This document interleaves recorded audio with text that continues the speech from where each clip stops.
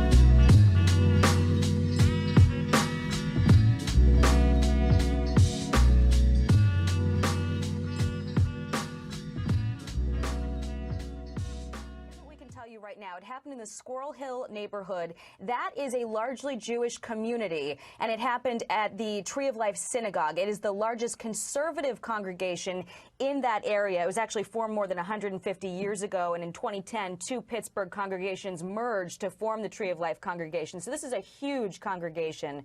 It happened during the 9:45 a.m. Shabbat. It is the most attended service of the entire week. We also know that from local media reports, up to 12 people were shot. We're hearing 8 are confirmed dead. 3 officers were also shot, and hearing that some officers who were responding to the scene were forced to even use their vehicles as a shield. We're hearing that the shooting happened in the basement of the synagogue, and people were found both in the atrium and in the basement. We heard from the former president of the synagogue that in the past, security had been an issue for them, and they were working with the Department of Homeland Security to try to find ways to secure exits and entrances. So there was a huge police response in that neighborhood while authorities were trying to ascertain whether or not there was only one gunman or if someone may have made it outside of the building. Heard just a little while ago that the shooting is now considered to be over, that the suspect surrendered, but it was a very chaotic time. This is where the suspect's been living. We understand he moved in about 2 years ago. Residents here and other places where he's lived over the years pretty much all report the same thing, that he was unusually quiet, that he kept to himself, didn't mix it up with them very much, and that they are all stunned that he has been charged for these horrific murders. This morning, investigators are uncovering the motives of a killer. Alleged synagogue shooter Robert Bowers is not believed to have a prior criminal history, but social media posts attributed to him contain anti-Semitic views and other hate speech, and a final entry just before the shooting perhaps was an indicator of the deadly violence about to unfold. On the social networking site Gab, Bowers' profile page read, quote, "Screw your optics, I'm going in." The suspect repeatedly posted photos of guns, including these 3 handguns. It's unclear if they are the same 3 guns authorities say Bowers used to carry out the attack, along with an assault rifle. The 46-year-old lived at this apartment complex, which officials evacuated before checking the area for explosives. We could hear the shots, and we were standing in our living room, and we could just hear just rapid fire. Online posts attributed to Bowers also revealed the suspect is not a supporter of the president, describing Mr. Trump as a globalist, not a nationalist, a word the president called himself recently. Local media reports say Bowers was raised by his mother, then grandparents when she died. Former neighbors saying he was thoughtful to call them if they left their garage door up. But authorities say responding police officers encountered a far different man. Certainly, the actions this person took today were hateful. We're in the early stages of this investigation, and over the next several days and weeks, we will look at everything in the suspect's life, his home, his vehicle, his social media, and his movements over the last several days. Congress freshman Representative Ilhan Omar, one of only 2 Muslim women serving in the House, has been a lightning rod for criticism, mostly stemming from what critics say are her anti-Semitic remarks. Well, last Friday, House Minority Leader Kevin McCarthy threatened to take action against Omar, just as he did against Representative Steve King for racially insensitive remarks. The journalist Glenn Greenwald of The Intercept criticized McCarthy for targeting Omar and fellow Muslim Congresswoman Rashida Tlaib's criticism of Israel. Well, last night, Omar weighed in with a tweet of her own. "It's all about the Benjamins, baby." That a reference to money, made famous in Puff Daddy's 1997 rap song. Then, in response to this tweet, would love to know who Representative Ilhan thinks is paying American politicians to be pro-Israel, Omar tweeted again. AIPAC, she said. That's the American Israeli Public Affairs Committee, which has often been accused by progressives of fomenting hatred of Iran. AIPAC responded in a tweet last night, "We are proud that we are engaged in the democratic process to strengthen the U.S.-Israel relationship. We will not be deterred in any way by ill-informed and illegitimate attacks on this important work." Another freshman Democrat, Max Rose of New York, tweeted that Omar's beliefs are deeply hurtful to Jews, including myself. Chelsea Clinton also offered an opinion. "We should expect all elected officials, regardless of party, and all public figures to not traffic in anti-Semitism."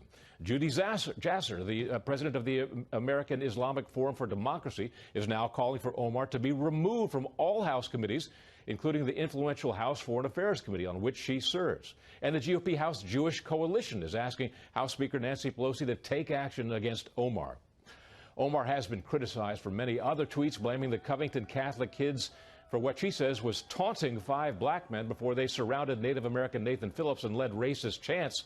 Now, all of that has been disproved. Omar has since deleted that tweet. Bill? Thank you, Doug. Doug McKelvey, more to come on that. This is a Fox News Alert. Good evening. Welcome to Washington. I'm Brett Baer. Tonight, Democrats are trying to minimize the self-inflicted damage from comments viewed as anti-Semitic by one of their high-profile freshman lawmakers. We're also at this hour awaiting the sentencing of former Trump campaign chairman Paul Manafort. First, the Democrats and anti-Semitism.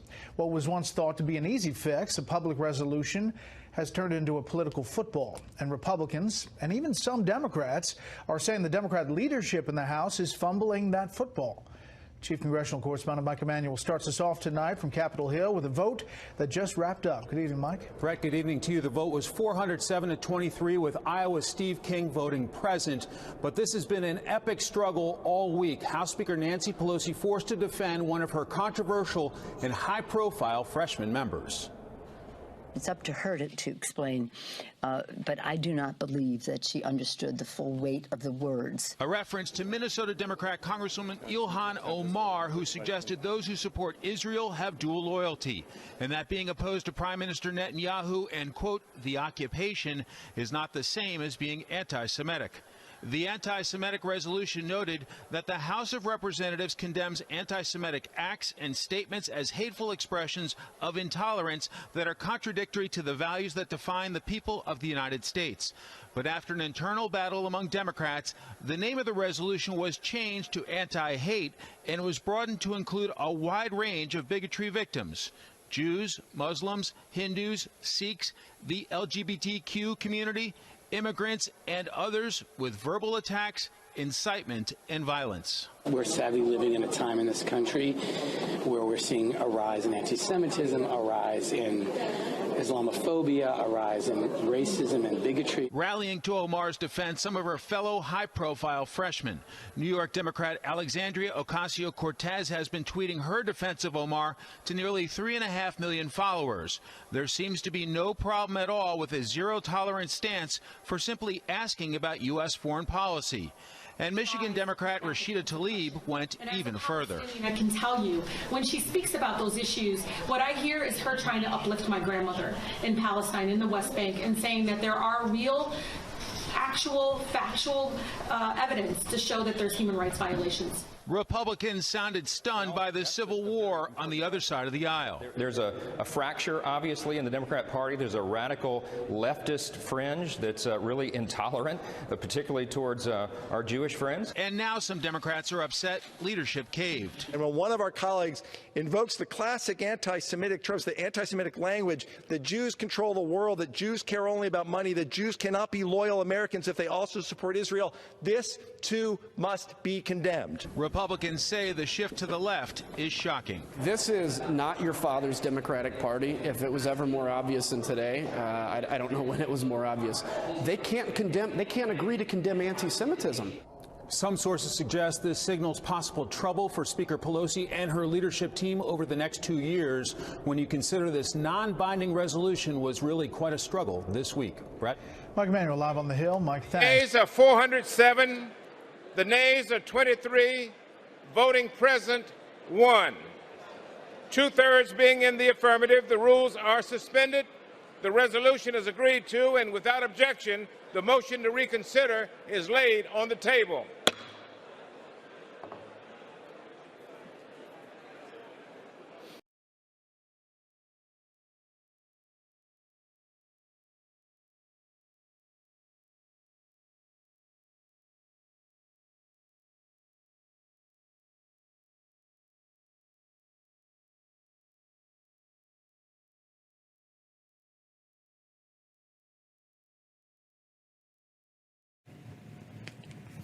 Now, this next story should alarm everybody, and I mean everybody.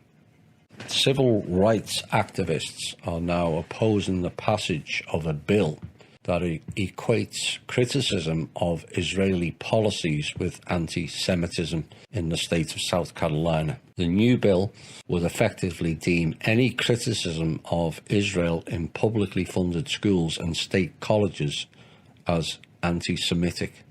Now, unable to pass it as a standalone law for the past 2 years over questions about its constitutionality, supporters of the measure used a legislative tactic known as a rider to insert it into the state's 2018-2019 budget. That's how they slide it in. And the measure will expire after 1 year. Now, supporters of Israel see the controversial bill as a triumph, arguing that any criticism of Israel is inherently anti-Semitic and should be banned on college campus. I have to be very careful with what I say here and how I say it.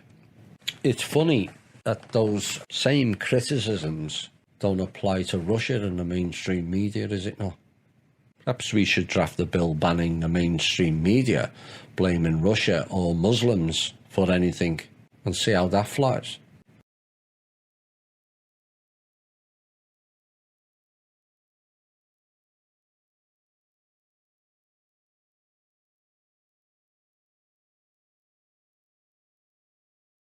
You know, where does it all end? You know, I'm sorry, but nobody, and I mean nobody, should be beyond criticism if it's justified. You go back in ancient times, it was considered a capital offence to criticise kings or queens. Well, that never turned out too well, did it? Also in the 1400s through the 1800s, blasphemy to criticise or going against the church. Now that turned out horribly. People were burnt at the stake for not loving the all-powerful Roman Catholic Church. And that also applied to everyone with a science background in those days as well. But until Israel stops breaking every UN law, having already done so more times than the rest of the world combined, stops committing genocide in the Middle East, stops creating human rights issues, stops looting the American people of their tax money, and stops declaring every country that opposes them as a terrorist organisation, stops dictating American foreign policy via lobbyists and dual citizenship, or stops forcing countries to make laws to defend them, and stops thinking as a people that the rest of the world are just goyim, aka shit under their shoe, then the world has every right to complain about the political agenda these Zionists operating as the state known as Israel. Will help stem that tide, and it sends a strong message to every other state in this nation to follow suit, to stem the tide of rising anti-Semitism. Let's oppose bigotry today. I ask you all to support this bill. Thank you. I'm pleased to report, Mr. Williams, that South Carolina seems to be behind the curve on the rising tide of anti-Semitism on campus, which I'm very grateful for. Did you know also, and I'm a co-sponsor as well, but what I have seen up here from time to time is legislation that we create, legislation that we pass sometimes has unintended consequences. And so all I want to make sure of right now is that we are not going to ultimately pass something that has those unintended consequences. So again, even though I think I understand your position and I understand your answer, I just want to make sure that it's very clear. No one is going to be able to be charged under this legislation. Is that correct? With anti-Semitism. Anti-Semitism. Or bigoted speech is protected under the Constitution. It doesn't change that. What happens is, if there is a breach of the law or of campus policy, the administrators on campus will then have this uniform definition to look back to apply the facts to, and to determine what the intent was that led to those acts. The issues I have with this approach is, first of all, this bill does not state in the bill itself what that definition of anti-Semitism would be. It refers to a document that is published by the federal government.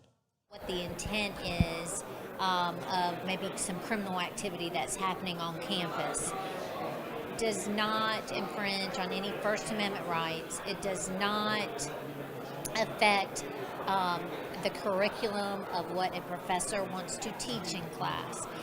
This is aimed at combating all of the anti-Semitic incidences that we are seeing across the nation at an alarming rate. It really is an alarming rate.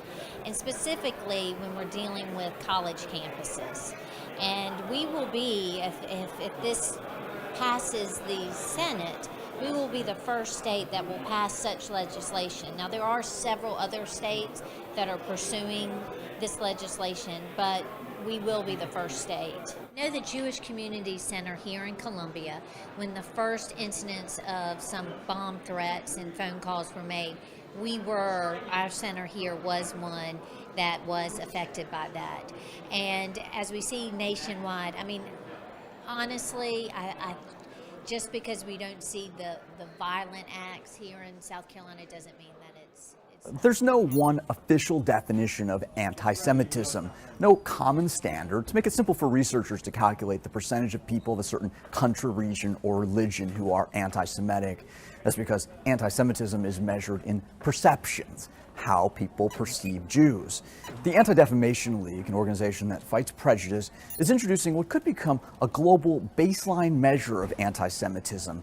A survey of over 50,000 people in 96 languages in over 100 countries. It was shared exclusively with the Wall Street Journal. What's the headline?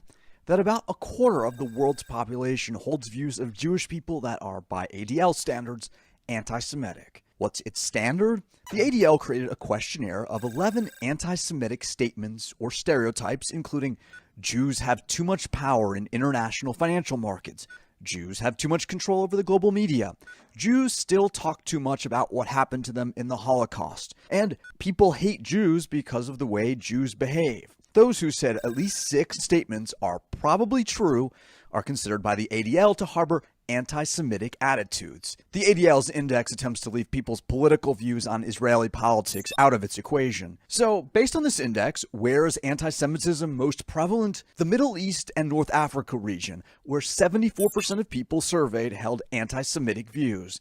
In the West Bank and Gaza, 93%. Iraq, 92%. Iran got the lowest score in the region, 56%. One response in particular is likely to alarm Jewish leaders. Only 38% of people in this region have heard of the Holocaust. Of those who have heard about it, 22% agreed it's been described fairly by history. 63% think the Holocaust was a myth or exaggeration. What region is the least anti-Semitic? That would be the Americas, where less than 1 in 5 people overall hold anti-Semitic views. In the US, it's about 1 in 11. What about Europe? In Western Europe, the average score is 24%. But in Eastern Europe and Russia, anti-Semitic attitudes are 10% higher. How do Christians and Muslims worldwide compare? Nearly a quarter of Christians believed 6 or more of the survey statements. Muslims, around half. This is just a sampling of the trove of data in this study. But here's one last factoid. Of the people globally who believe a majority of the anti-Semitic stereotypes are probably true, the vast majority have never met a Jewish person.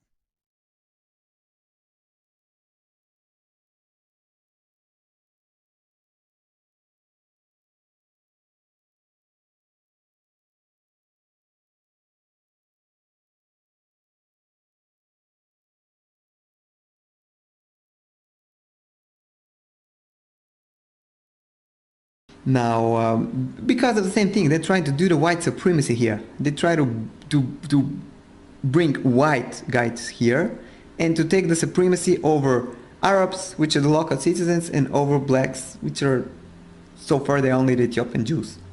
Now, what I'm trying also to say is that another question is why?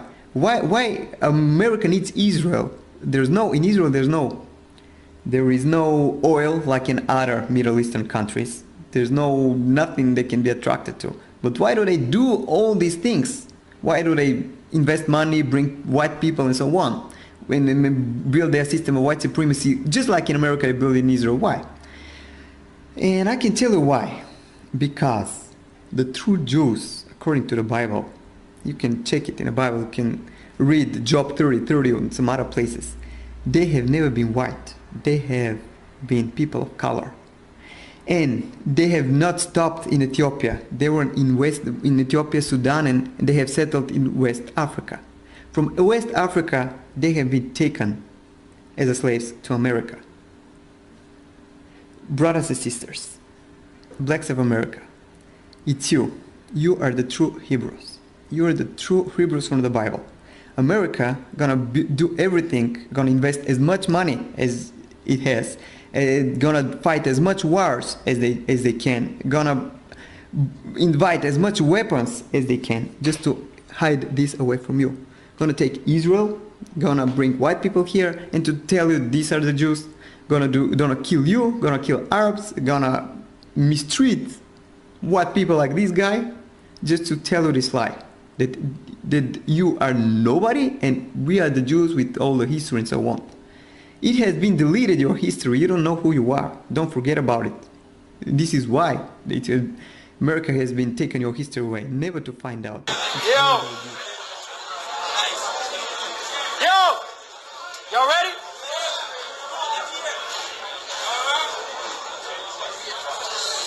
Look not upon me because I am black, because the sun hath looked upon me. Y'all following? That's not even one of my quotes. That's a song of Solomon's. The real one. The real one. The black Jew you got this whole spiel from. Are you getting me yet? Every white man that calls himself a Jew is guilty of identity theft. Ain't no comparison. This is not for you. You are not a Jew. Aaron is Aryan. I told y'all that. Don't cheer for that shit. I said this is not for you. You are not a Jew. Aaron is Aryan. I told y'all that culture vulture shit meant nothing. Yo! I told y'all that culture vulture shit meant nothing compared to a heritage. They stole everything. Now, I don't know how you were trained, but this the derailment. Every passenger burns. Considering what y'all stole from blacks, bah! We gonna let the steel blacker return.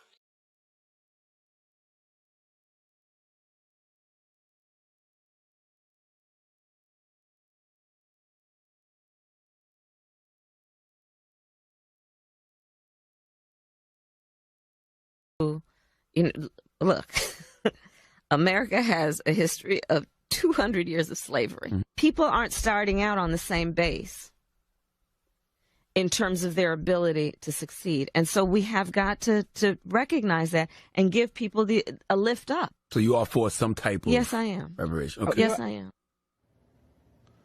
There used to be an eccentric opinion. Suddenly, lots of people seem to have it, not just Kamala Harris. Today, just today, Senator Elizabeth Warren, maybe under the influence of peyote, said that she also supports reparations. So did Julian Castro. Just 2 years ago, keep in mind, Bernie Sanders and Hillary Clinton were both asked about this, and both said they opposed it. 5 years from now, we'll be tearing down statues for taking that position, but that's where we are today. Author and columnist Mark Steyn has been following this and joins us tonight. Seems like things are moving kind of fast, Mark. Yeah, they are. And this is disturbing if reparations is becoming a mainstream position. It's particularly absurd, I think, for Elizabeth Warren to be in favor of that.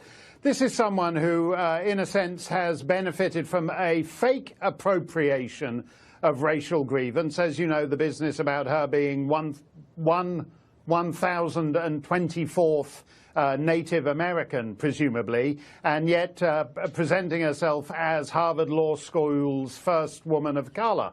That's what happens when you actually get into this sort of neo-apartheid of racial classification. And I find it particularly absurd. I mean, when Kamala Harris says people are not starting from the same point, slavery was abolished a century and a half ago. Nobody alive today has a grandparent who was a slave. And in that sense, I think you reach a point where, you know, you need to move on. I mean, the reparations thing eventually, as the decades go by, becomes ridiculous. I'm Canadian. I think you guys should give us reparations, because if you hadn't had the revolution, we'd have the whole continent would now be Canada. And if you were going to steal our land from us and drive the loyalists out, Tucker, you could at least have divided the continent east-west so that we Canadians weren't holed up in the coal bit. Which half would you take? Yeah, well, exactly. I think I'd have the half without the Californian presidential candidates in it. I think that's right. On balance, or maybe the bit in the middle, and you guys can have the two coasts. But the point here is this is nothing real.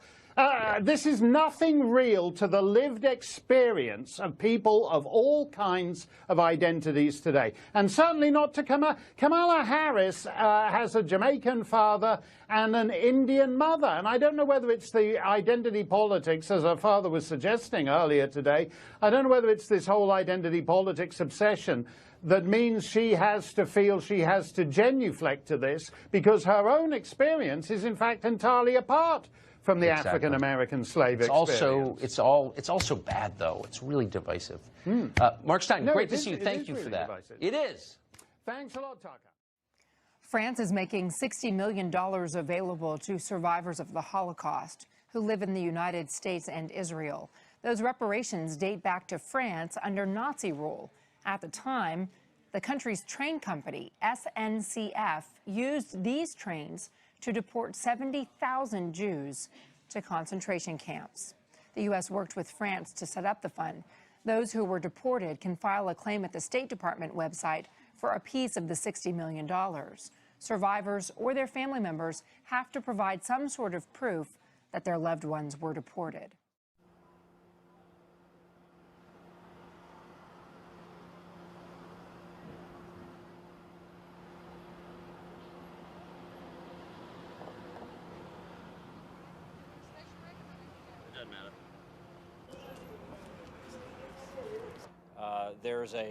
There's a gap as wide as the Grand Canyon when it comes to the issue of how's that money going to be divided up, and that's what we need to do. We have a session now, and basically we're going to go in and tell them what our thoughts are, and if we come to a resolution, then tomorrow there'll be an announcement.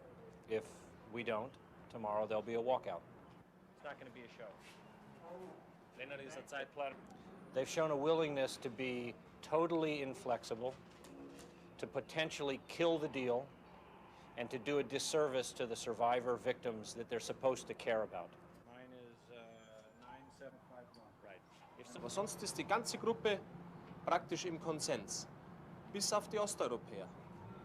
Und der Dissens war so hart, dass ich nicht glaube, dass jetzt innerhalb von 2 Stunden die zum Umkehren ihrer Positionen kommen.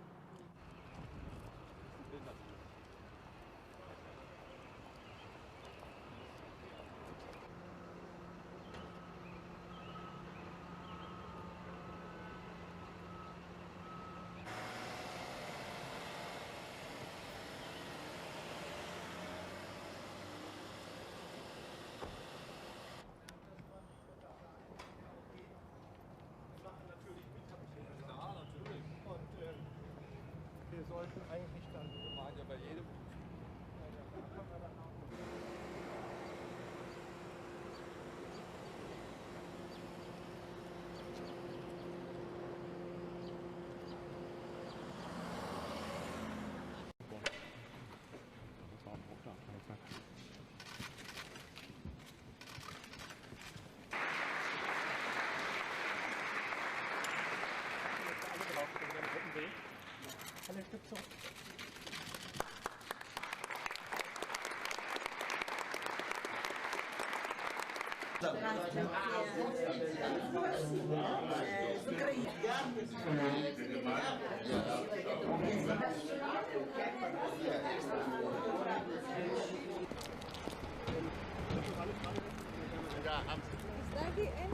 The survivors don't want to be moved to a home age or so on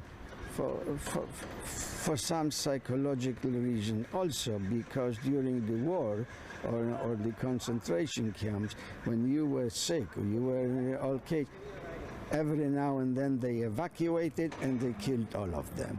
So we want to be at home, but you need help at home because you don't have these families to help you. So that's why the home care is so important for us in the negotiation.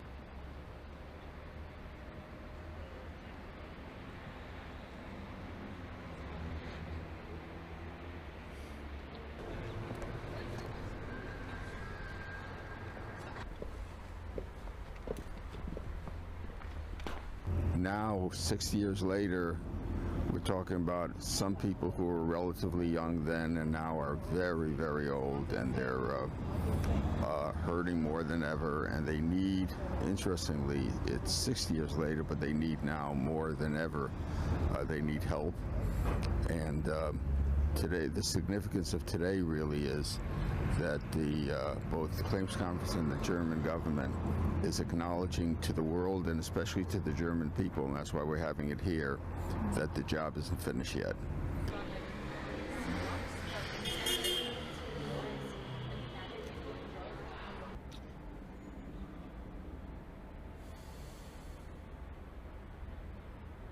Today there are 500,000 survivors remaining, and our best estimates are that in the West, including the United States and Western Europe, that roughly a third are in or very close to the poverty line. In Central and Eastern Europe, former Soviet Union, almost 100% are in poverty. They desperately need home care so that someone can keep them out of institutions, give them medicines, take them to doctors, give them socialization benefits. Verantwortung bedeutet nicht Schuld. Verantwortung bedeutet Erinnerung, die Zukunft gewährleisten zu können. Financed by the federal government and supported by the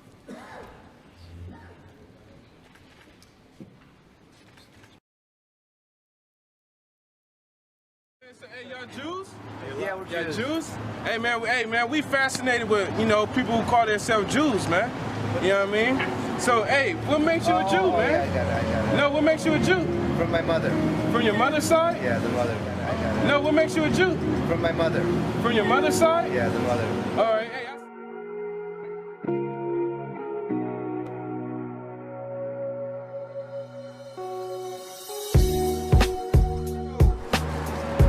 you a Jew, man? How are you a Jew? Explain, go to Jeremiah 14:2 real quick. We'll explain Judah. Hurry up and grab it real quick. Go ahead. Jeremiah 14:2. Judah mourneth. Judah mourneth, go ahead. And the gates thereof language. So what tribe are you from? I'm from Levi. From Levi? Levi. Well, Judah mourneth, and read it again for him. Judah mourneth, and the gates thereof language. You know who Judah is, right? Yeah. That's the what? The head tribe, right? Yeah. Yeah, the head tribe. Go ahead. They are black unto the ground. The prophecy said that they are black unto the ground. And I know the blasphemy of them which say they are Jews and are not. Is blasphemy a good thing or a bad thing? Bad thing. Okay, so the Lord said he know the blasphemy of them which say they are Jews and are not. Is that talking about us calling ourselves Jews, or is that talking about you? I don't think it's, in my opinion, it's not talking about us. So it's talking about us then? I don't know what it's talking about. That's first that's translated from Greek. It's not even our language. Well, it's English. It's only mistranslations. You're our right, Bible but in Hebrew. It's talking about you, man.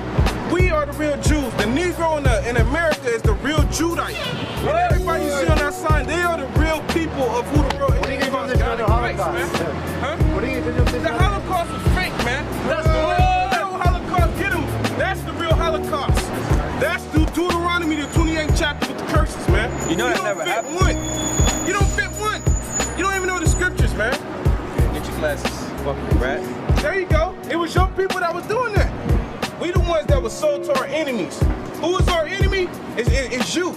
You're one of them, man. That's right. You know why? Because you're trying to be us, man. You're trying to impersonate us. We're the real Jews. That's right. We're the ones that walked through the Red Sea, man. Moses is a black man. That's right. Joshua would be considered a Puerto Rican today. So you're our enemy. Have you heard of Edom in the Bible? Esau? Yeah. You know who he is? We come from Jacob, yeah. You come from Jacob? Yeah. No, you come from Edom, man. You what? Look at your red skin, man. Hey, because we was dealing with prophecies. Now the prophecies of Edom said he was gonna come out red all over and hairy. I guarantee you pull back your thing. Pull back your thing. He's hairy, man. Look how hairy you are. I'm black. You fit that prophecy, but look at me. Look at my smooth skin. Look at his smooth. Look at that. Look at that smooth. You fit the prophecies of Esau, and you're red. Look at your nose, man. I'm just stating the facts. Hey, go ahead, bro. The Lord got fire and jealousy coming towards your whole nation, man. I'm just telling you what the truth is. Because we're the prophets back here. We understand this book. That's right. Nobody else on this planet. The Lord blessed us with the understanding, not you. Right. We are the men that have been suffering in the past generation. Jeremiah, Ezekiel, Moses, Paul, disciples. We're the men. And y'all trying to impersonate us. Y'all trying to take the glory that the Lord bestowed upon us. Let's come to Israel, right? Let's come to Israel real soon. Okay. Hey, and by the way, I don't know where the hell you get that from, because that's not scriptural, man. You're not supposed to have your head covered, man. That's right. You prophesying stuff. Okay. And we know you gotta go, man. You're a damn. Hey, we're gonna tell you straight, man. You're the fucking devil, man. Yeah, you're the devil that the Bible speaks of, man. Your real nationality, you're an Amalekite.